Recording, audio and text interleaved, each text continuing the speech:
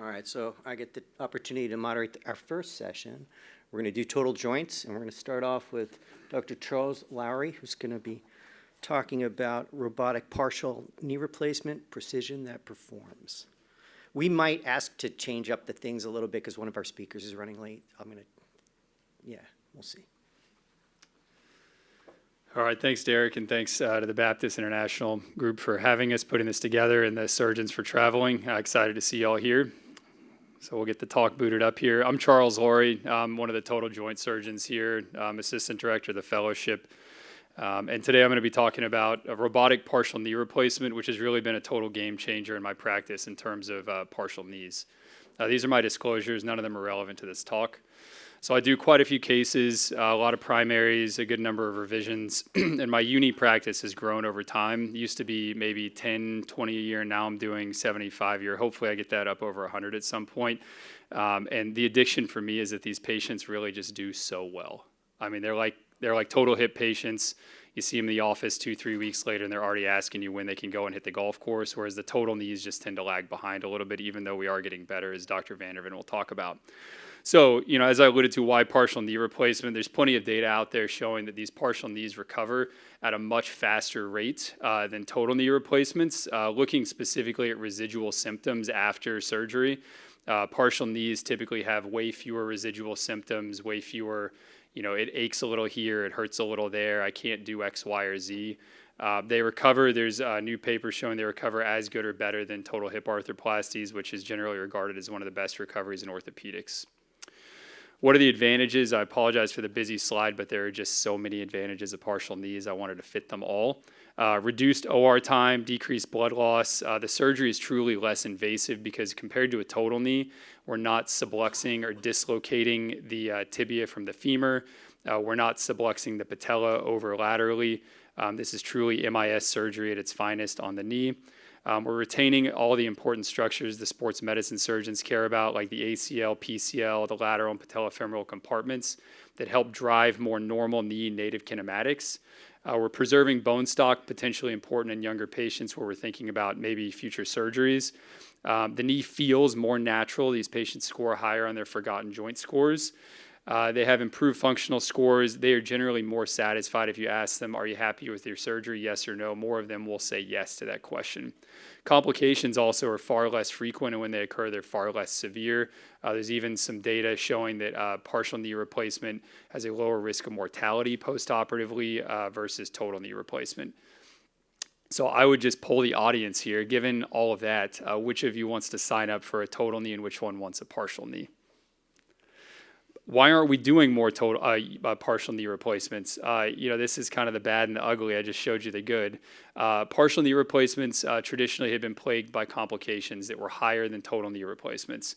And that was really because the manual instrumentation that we use for partial knee replacements is not great. The exposure is not great. We're making smaller incisions. And if you combine those two things, instruments that aren't great with something you can't see what you're doing, obviously that's a setup for a disaster. There's 6 degrees of freedom when we talk about putting the knee replacement components in, the varus valgus of the component, the flexion, the extension, the rotation. If you take each of those 6 degrees of freedom and you pick a target value and you say, I want to be within plus or minus of that target value, there's actually 729 possible outcomes given all those degrees of freedom, and really only one of those is theoretically correct. So that consistency of achieving that 1 in 729 is virtually impossible with the traditional instrumentation. This was work that I published when I was at Washington University in St. Louis, showing that our manual unicompartmental knees that had been done in the past had a very variable alignment of the tibial and femoral component. This was radiographic outcomes. Only 19% of cases hit all of the target alignments plus or minus 2 degrees. Looking at survivorship, this was a private practice surgeon who was in St. Louis as well, who was brave enough to publish his results. He had a 2% revision rate at 7 years of his partial knee, and then a 13% revision rate at 5 years. Sorry, those total knees were the 2% revision rate, and the partial knees were 13%. So you can see remarkably higher revision rate of the partial knee replacements. What was even more concerning with his work was that he showed that over time, his failure rate did not improve with the partial knees. So no matter how many of those surgeries he did, he continued to have a failure rate that was unacceptably high. So we've seen great outcomes published by the Oxford surgeons in England showing that they don't have any problems. All of their partial knees survive over 20 years. And this was a commentary published in response to that paper from the private practice surgeons saying that the implant developers may have mastered a technique that is not transferable to smaller centers. So even a high volume knee replacement surgeon, talented surgeon, did well with total knees, struggled with partial knees, and had a high complication rate, which I could tell you that was my same experience doing partial knee replacements with manual instruments. So what is the role of enabling technology such as robotics in arthroplasty? As Dr. Vanderveen will follow me here and talk about total knees, but specifically with partial knees, we're improving our accuracy and our precision. We are reducing the problems associated with poor component placement and potentially more. So the advantages of robotics, we're able to plan more precisely. We're able to modify our plans during surgery by feeding the system intraoperative data about that patient's knee. And then we're able to execute our plans extremely precisely, and that drives better patient outcomes. So I'll just walk you through the workflow here. I use the Mako robot for my partial knee replacements. I think it's the most advanced robotic system on the planet for these procedures. Basically, the patient obtains a special CT scan at a center that's doing a CT protocol that the Mako needs. It includes the hip for center of rotation, the knee for the 3D anatomy of the knee, and then the ankle so you can align get the limb alignment data. The images are segmented. This used to be done by hand, but they're doing it now more and more by automation and machine learning AI. Creates a 3D model of the bones that during surgery, we are basically going to take the patient's knee and register it to the computer model so the system then knows where that patient's knee is in space. And then we as the surgeons, like I said, can feed that system intraoperative data and then precisely plan in 3D how we want to position those components based on the outcome we want to achieve. So this is what a pre-op plan looks like. Typically, we have a product specialist that Stryker provides us that will create these pre-op plans. We can walk into the operating room and tweak them as we see fit. So potential efficiencies here in like an ambulatory surgery setting where you could already know what size components you're going to place into that patient. I typically open my components before I even start the procedure. They're already open on the back table. I never change the size for the partials based on the plan. It's extremely accurate. Once we start the procedure, the incision is typically a fairly normal incision. We place femoral and tibial tracker arrays. That is how the robotic system is going to know where that knee is in space. There's a camera system that then watches these arrays. We're going to rotate the patient's hip around in circles so the robotic system can then capture where that patient's hip center is. We'll register the bony surfaces. So that, again, the system knows where that patient's knee is in space. This is a sharp probe that we take through cartilage down to bone in a pattern specified by the system. And basically, we're going to collect a bunch of different points all over the surface of the patient's native knee. And the camera and the robotic system together with us picking correct points are then going to teach that robot where that patient's knee is in space. We have a verification system that follows the registration, basically where we touch the pointer probe to the bone in various areas, and we call it popping the bubbles. You saw those blue bubbles turn white. It'll show us how many millimeters away from the bone that probe is in various areas. And then once we have things registered, we will take the native knee through a range of motion and then stress the knee. In the partial knee situation, we usually just put a valgus stress on it, so stretching the medial side of the knee in flexion and extension to see where that knee is tight and where it is loose.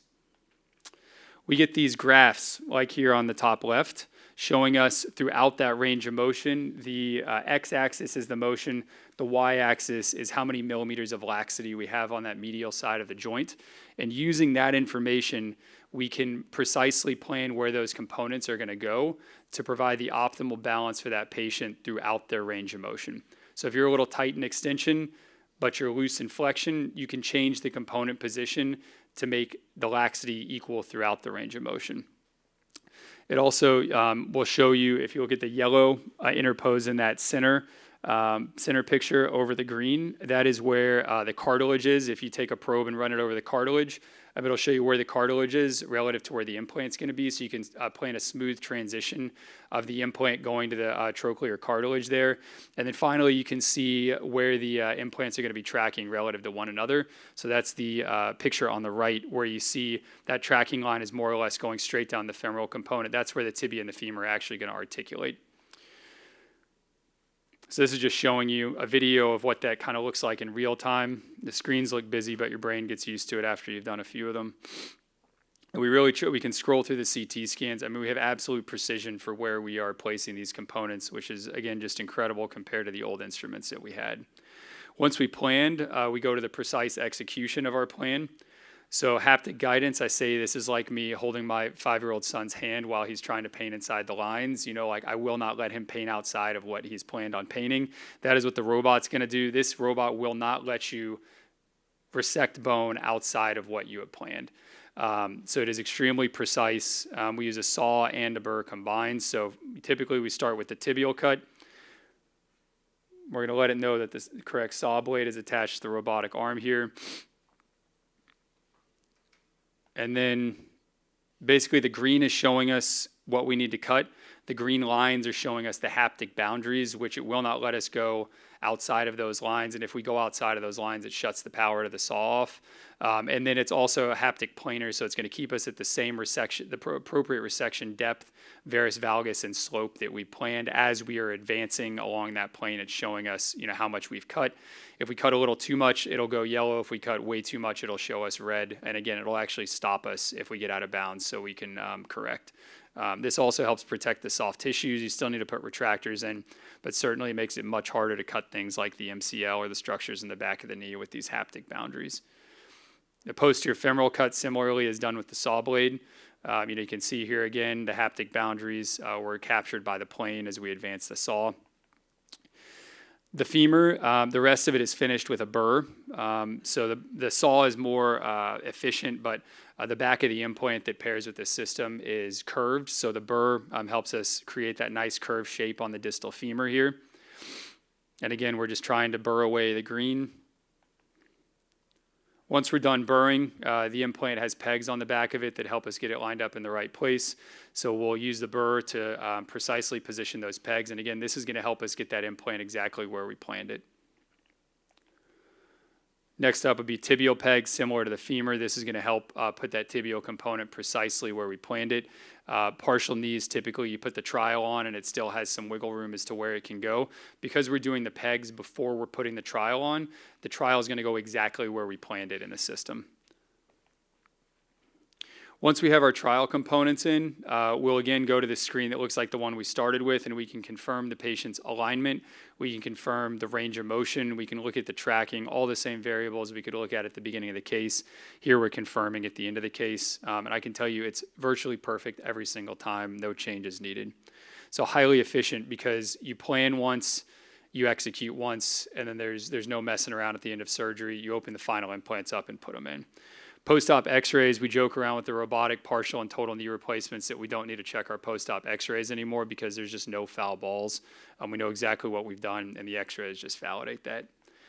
So, in summary, what's the case for robotic partial knee replacement? More accurate, more precise, fewer complications, leads to better survivorship as well as better outcomes. So we repeated that same study that we had done with our manual knees and looked up our initial series of partial knee replacements. And if you remember that slide from earlier in the talk I showed you, these dots showing the alignment of the cases looks a lot more clustered inside those green and yellow bounding boxes.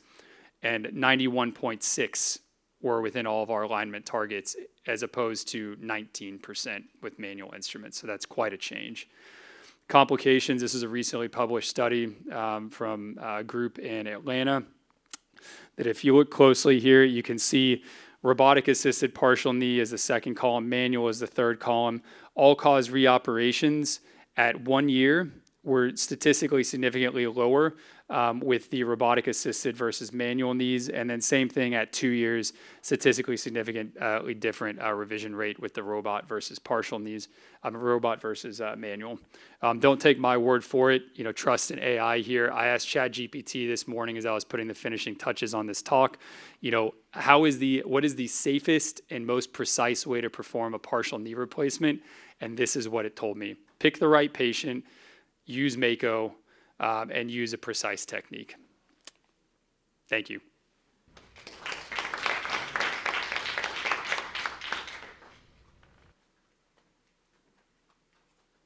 All right, thanks, Dr. Lowry. Next up, we have Alex Vanderven talking about the Mako. Mako knee, this is not navigation.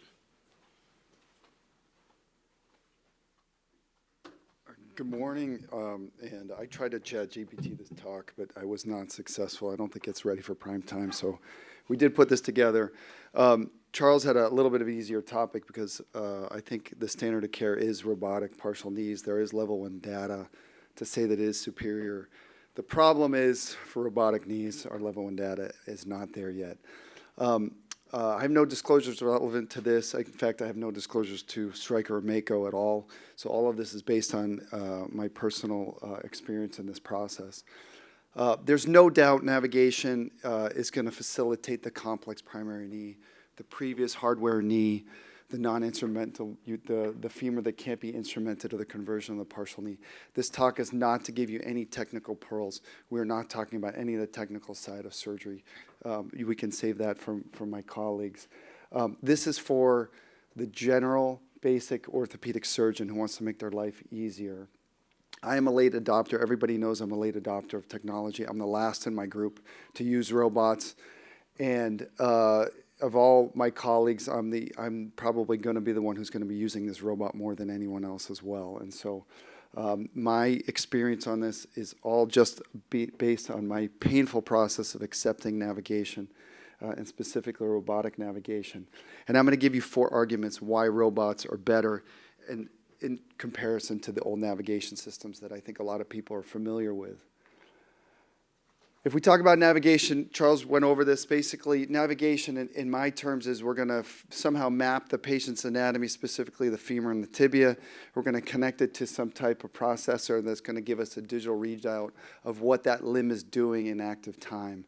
And what we do with that information is really dependent on the navigation system. These have been classified as passive systems that just give you information, some semi-active systems where there's some actual robot that's involved, and then the fully active systems. These are the old systems that would actually mill. You'd turn them on, you could leave the room, 20 minutes later come back, they've done their task. Some of these navigation systems are based on previous imaging, whether it's x-rays or CT. Some of these have a patient-specific plan, some of them do not. These are just terms to give you kind of an understanding of where we are. And the traditional navigation systems, again, these are the ones that came out in the 90s. These were used in the early 2000s and to the early 2010s. We've seen different adoption rates nationwide, worldwide. Australia and Germany up to 1/3. The UK and the US were a little bit slower on this, and we would see regional differences on these navigation systems as well. And why would we use navigation? Well, if you look at failures in total knee replacements, which are not that common, but common enough at about a little less than 1% per year, we can attribute some surgeon-related factors to about 50% of the time. Specifically, loosening and instability are probably some technical factors. Whether they occur late, whether they occur early, I think the community would agree that some optimization of these things can mitigate these complications. And so we know that malalignment of more than 3 degrees or malcomponent positioning of more than 4 degrees will lead to premature failure. Also in the sagittal plane as well, slope and flexion of the components can also lead to failure. And so we know that outliers were part of manual knee replacements. And anybody who says they don't have that is obviously not really operating on people. And so although they may not be so common, we have opportunities to mitigate those outliers, and that's where navigation really came to play. And so the multiple papers came out to prove that we can limit those outliers. We can limit those 3-degree variances. And so this was the main argument for this excess cost and this excess time. And the meta-analyses support that navigation systems, traditional navigation systems, are going to limit those outliers. The problem is, did that correlate to anything other than outliers? And the problem is, it probably never did. And so after 15, 20 years of studying these navigated patients, we realized the patients may not be any better off. And so those arguments didn't really hold up. And the pitfalls on this were, there's still some variability in looking at the knee joint angles. We know that some small errors of where we find the knee center on the femur can lead to some errors in the overall alignment. The systems are somewhat cumbersome, putting in pins, closing those pins, pin site complications, mapping the knee without any type of CT-based system can be highly variable. We're not taking complete points. There's a technical side and there's a cost to this. And there's a learning curve. And I think a lot of surgeons tried it and were turned off by it. And to me, the final nail in the coffin came out in 22 when the Academy came out with clinical practice guidelines of surgical management of knee osteoarthritis, and they came up with recommendations which would, they would look at levels of evidence, and they basically threw navigation out the door with a moderate recommendation. There's no difference in outcomes, function, or pain between navigation and conventional knee replacements. And to me, when I saw that, I completely turned away from even robotics, because they subsequently came out with a recommendation that robotics also shows really no difference in function, outcomes, or complications, at least in the short term. Now, this wasn't such a high level of recommendation. This was a limited recommendation.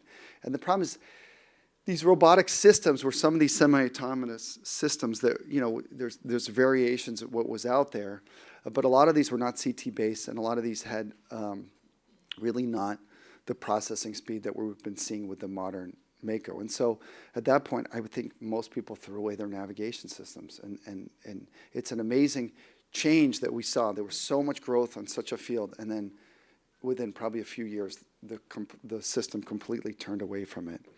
They were expensive. Again, the learning curve, the setup time, cumbersome, and we stopped.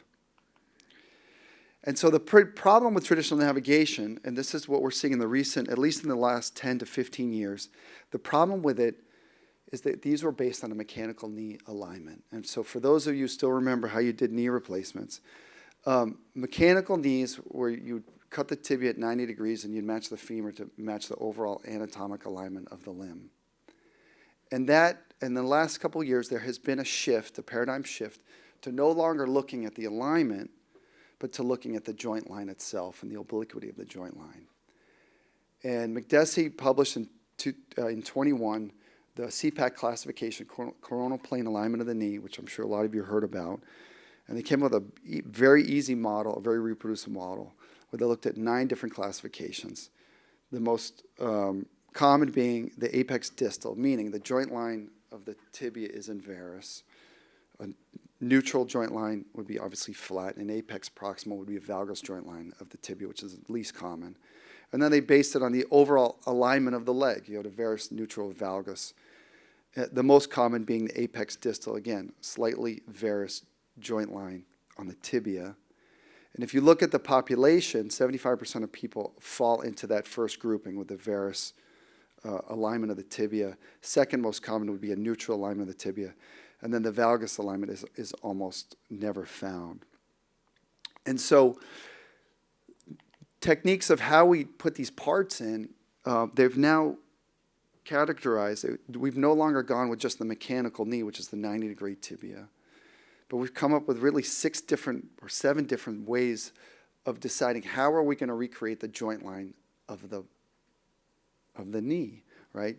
And so looking at just, we can now find these different techniques, and people talk about the kinematic alignment, inverse kinematic. We talk about the old anatomic knee where everybody was 3 degrees. And really what we're starting to see is the transition is we're starting to push to following what the patient's native anatomy is. And this is where robotics comes into play. And this is specifically where CT scan-based robotics, because traditional, just mapping out a regular knee with a probe doesn't give us enough information. We need more points of information, and a CT scan can do this. And so my first argument for the advantage of the Mako is we can restore the joint line. Secondly, we all know these costs and reimbursement curves. We all know that the reimbursement per orthopedic surgery has been declining over the last 20 years. It will continue to decline. But we also know that the systems we work with, both the inpatient and the outpatient side of things, reimbursement is going up. And why is that happening? Well, there's no doubt this is being driven by Medicare, and this is being driven to align surgeons with their institution. And it's to allow the institutions to have a little bit more power over those surgeons. And this is the model we're facing, and it is what it is, and this is why we are all employed by Baptist, is because we're going to leverage these systems to help us deliver the care that we want to deliver, right?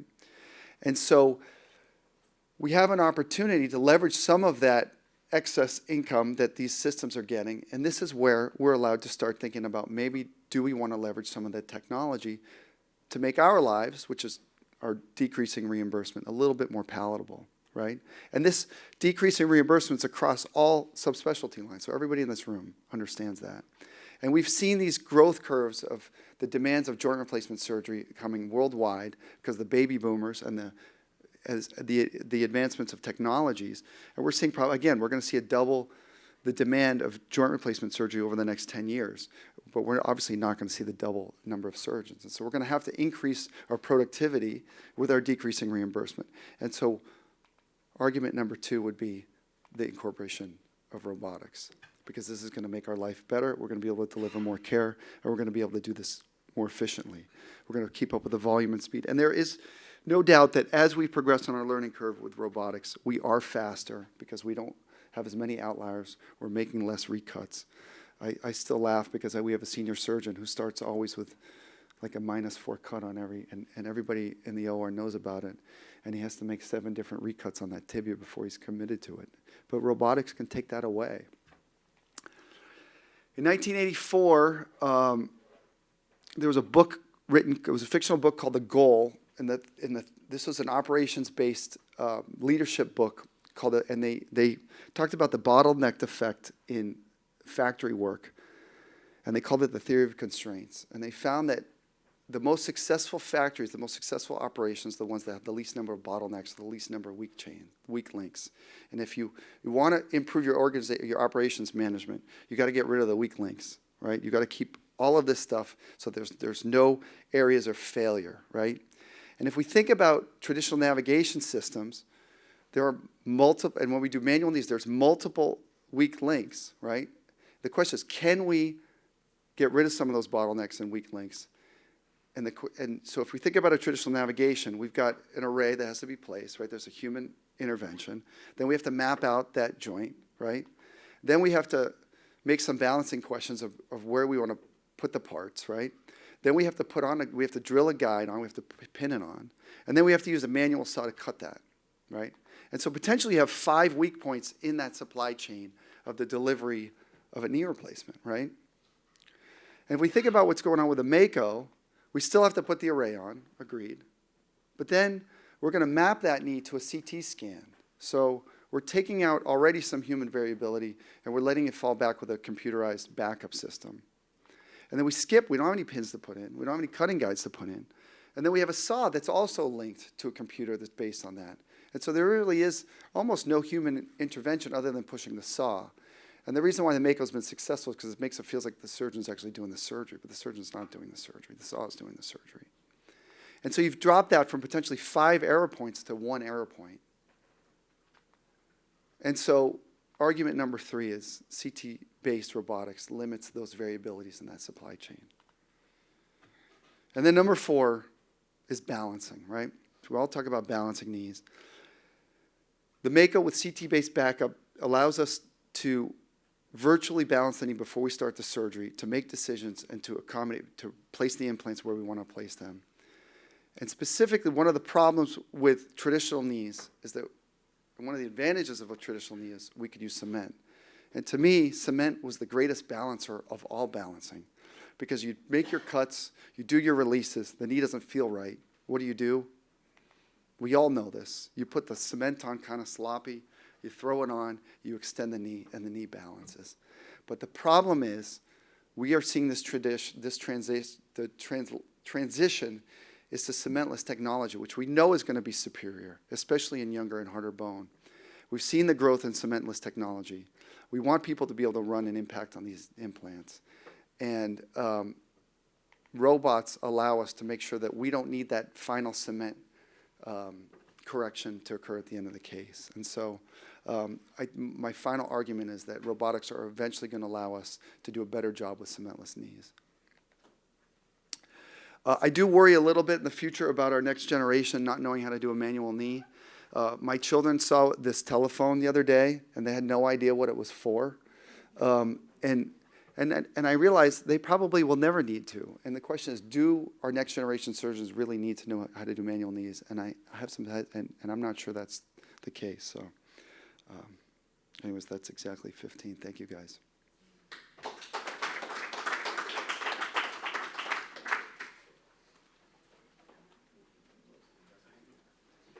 I think those were two great talks. It's similar question is, do we still have to ride a horse to work? And we don't. So let me start with questions. So Mark. I have a great talk, guys. Very good. But I have a question for Dr. Laurie. In your talk, you spoke specifically about getting joint balance using bone cuts, correct bone cuts. Is that your sole method of getting balance, or do you try to get balance back with balancing the ligaments? I think early on, when you start using these technologies, you default to your traditional methods and you release ligaments and do sort of traditional balancing of the knee. And then what you realize over time is that you can make little 1 degree, 1 millimeter changes to the knee, and then all of a sudden you don't have to do a ligament release anymore. So, it's a whole other conversation in terms of, how much varus we'll put on a tibia, how much valgus we'll put on a femur, what rotation is okay. But, as you get more and more comfortable, I think you start to expand how much you'll change the bony resections in the name of achieving adequate balance of the knee. And this is for more simple cases. You get to the more complex deformities, I think or bad valgus, I think we're all defaulting more toward that mechanical alignment paradigm, releasing ligaments and trying to get the knee balanced that way. But, for maybe a 5-10 degree correctable varus knee, I think we're leaving those in a little varus and avoiding a lot of the soft tissue releases. And as a result, we see those patients recover quicker because we're not being as destructive or damaging during the surgery to their soft tissues. Do you agree? I mean, for total knees, I would say my inclination to do any ligament releases now has dropped by 90%. And it's now going back to a bony surgery versus a soft tissue surgery. So I think the idea of it being a soft tissue surgery has really changed. And I am totally fine. And I think we can balance the knee virtually before we make the cuts. And so there's really no more, I'm not doing those big, deep MCL releases. I'm not, there's a time I would be doing IT band and posterolateral corner releases. Sometimes I'm lopping off the lateral epicondyle and the severe valgus knee. We're not doing that anymore, even on these very severe knees, because we can error a little bit on the more valgus side. We can leave them, as long as their flexion gap is tight. I do think their extension gap doesn't need to be perfect, and I think we're seeing that with robotics. The patients are doing fine with that, with much less trauma to their knee. Can I ask a follow-up question? Related to that, do you feel like people are getting better faster? Yeah, absolutely. And I call it like the Goldilocks effect in the office. Like total knee clinic used to be painful because you'd walk in one room, it was like my knee feels too tight. You walk in another room, my knee feels great. And then you walk in the other one, and my knee feels too loose. And now it's like everyone looks kind of the same coming across that clinic assembly line. So it's really been, quite enjoyable as a surgeon to not deal with that in the clinic anymore, and you know what you expect when you walk into the patient's room. Yeah, I mean, for me, my biggest litmus test is my manipulation rate, which I keep very close tabs on to watch how I'm doing things. And traditionally with manual knees, I was at about 3%, and with the Makos, I'm down to 1.5%, which I'm so happy not to be doing those manipulations. But the other thing is that there's probably some bias because my confidence walking in the room is very different now than it used to be. Because even though we do a lot of surgeries, we've done a lot of knees for the last 15 years, there's always that hesitation that could I have done something better? Could I have done something different? And now I walk in a room and I know I did a perfect job. If the patient's not doing as well, I'm probably eating a little bit less of that. And so maybe it's my perspective, but my objectively speaking, the manipulation rate has dropped. Thanks. For your total knees, are you doing PS or CR? And what's your rationale for if you go between? Yeah, the question is between what kind of constraint do I use? And so I typically keep it a little bit open-ended. I'm not an all or nothing person. It's probably about 65% CR or some semi-constrained CS dish, and then probably other 35% is PS. It's really, to me, it's based on the flexion gap and rollback. If I'm seeing a pathologic rollback as I bring them from flexion to extension, and I'm seeing the anterior medial tibia falling close to the anterior portion of the femur, then I'm going to convert to PS on that, because I just think that rollback is really critical to the patient, especially with taking the pressure off the patellofemoral joint. That's just in my personal journey. And what about the larger thighs? And what do you do for those, if especially like in a big varus deformity or? Again, with the rope, we can treat them. We treat it. It's going to be treated the same. It's going to be based on alignment. It's going to be based on their CPAC classification.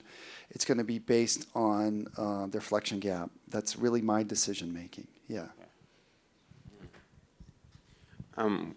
Sorry to put another spin back again on the balanced knee. Not all knees are the same. So I'm not speaking about the knee which may be in varus, for example, when they stand, and passively you can correct it to neutral. Not that knee. I'm talking about the knee which is in fixed varus, and passively you cannot correct it to the neutral position, anatomical alignment. Are you saying to me that you will use bony cuts to balance that knee or give you a good knee by only using bony cuts? Is that what you're saying to me? So I will use bony cuts up to a certain limit. So for me, 5 degrees of varus on the tibia and 5 degrees of varus on the femur would be my absolute maximum that I'm ever going to leave that patient in. I had a patient, 20-degree varus, fixed deformity. I left him in 10 of varus, and he told me his leg was straight. So like what we think is straight and what the patients think is straight is totally different. That being said, if I get to that 10 degrees of varus and someone who started with a severe varus knee that was fixed and I still don't feel like I'm balanced, then I'll probably start doing more things like, stripping more of the medial capsule MCL off, maybe doing a medial tibial subtraction osteotomy to loosen things up. I'm not going to just cut the bone and then leave them unbalanced if that doesn't get me there, but I will liberally use those bony cuts in severe deformities to help me get almost all the way to the right direction. I think that minimizes the extra things that I have to do to get the knee balanced. And it sounds crazy, right? Leave a knee in 10 degrees of varus, cut a tibia in 5 degrees of varus, but we got great data from Steve Howell with his kinematic alignment stuff showing that he can leave his tibias in 5, 6, 7 degrees of varus, and his outcome suggests that doesn't have an impact on survivorship. I agree. I was hoping for disagreement. No, So I'll ask you guys both. When you talk about the learning curve, like how many cases did it take for you to get used to doing? Let's start with just a regular total and then like a partial. I mean, the partial is easier. The published data on partial knees says the learning curve is less than 10 cases. And that surgery is truly I mean, it is so easy. It is so reproducible. The total knee, I think I'm still in my learning curve because I think you go down different rabbit holes, like learning how to do the actual procedure, learning how to put the pins in, learning how to look at the screens. Like that probably takes 10 cases. But then you go down this rabbit hole of how am I actually going to balance that knee? Am I going to put the tibia in varus or am I going to put the femur in varus? Am I going to rotate this much or that much? And I think that's what you're seeing a lot of the discussion at it, meetings and conferences is what is the target? Because now we have a tool that can hit the target, but none of us know what the target should actually be. Yeah, and on the I have a long history of triathlon. This has been my go-to knee since I was even in residencies. We're talking almost 20 years of 18 years of triathlon use. Only in the last 2 years did I start going to the Mako, so I know the knee very well. I do think it's a different, this single radius curvature thing changes things a little bit. I think you need to keep the joint line a little bit lower than with some competing systems. And so we're taking a little bit less distal femur. I think you have to see, so understanding where to put the joint line is very critical. It's everything basically. So I would agree. I'm probably still on it. But I would say you're probably looking at least 100 on the Mako. But before you're time negative, meaning you're saving time, I would say at about 100. I'm starting to say I would say I'm faster now with the Mako than I was with the manual knee. And I thought I was pretty fast with the manual knee.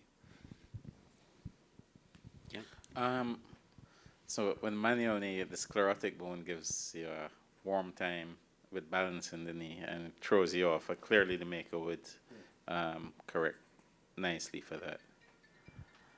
Most of the time.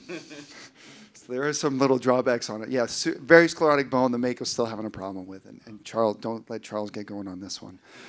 So there's still some improvements that need to be made for sure on the Mako with sclerotic bone. And hopefully we'll come up with an answer for that soon. All right. I was going to ask about cementing. What percentage of your cases are cementing now? Has that changed a lot or little? Or?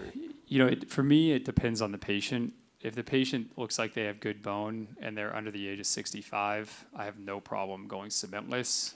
Women over the age of 65, the American Joint Registry has shown increased failure rates, as has the Michigan Joint Registry, state of Michigan. So women over the age of 75, if I am going to press fit them, I have to have a really good reason to press fit them because they have a higher failure rate in the literature. But basically everyone else, if the bone quality is good, I'm going to go press fit because one, biologic fixation, and two, it's a little bit more efficient, keeps the day moving.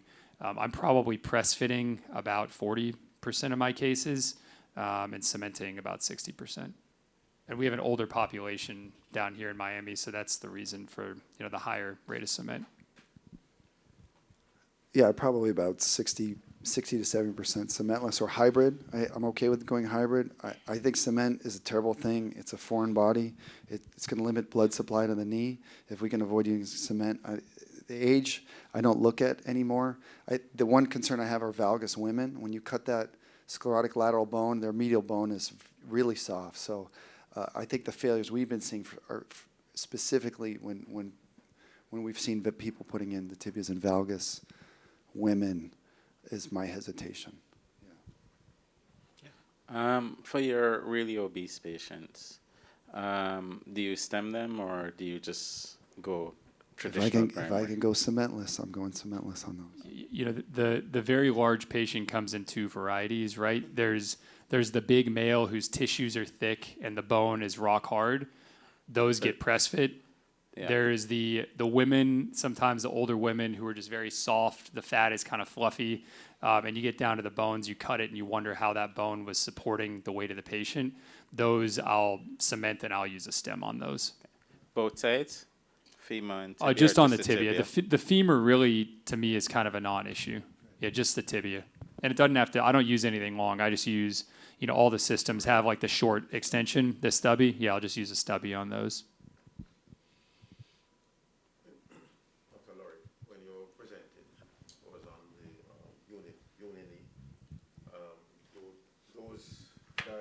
Using cement.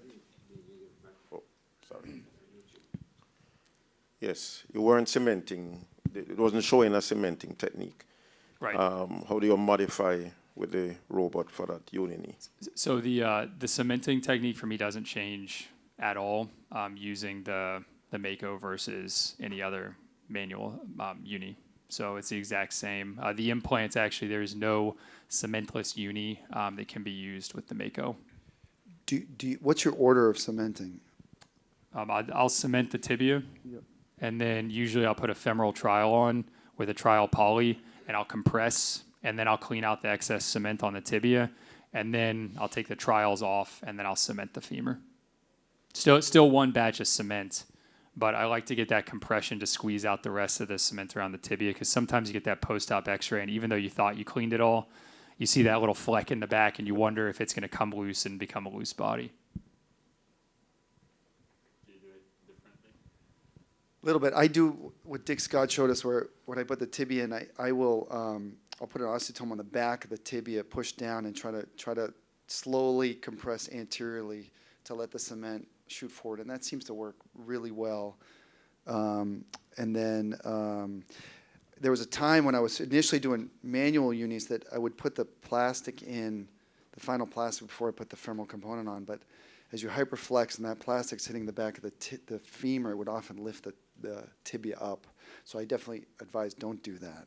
So, yeah, and I think everybody knows, I'm seeing a lot of shaking heads here. So yeah, tibia, and then a secondary impactor. And then, again, the Dick Scott thing was we put a little dollop of cement on the back of the femur, scrape it on, then put the femoral component on, then the final or trial liner with a tongue depressor in there, and try to keep it compressed at mid-flexion. All right. Yeah. Thank you both. Yeah. Thanks.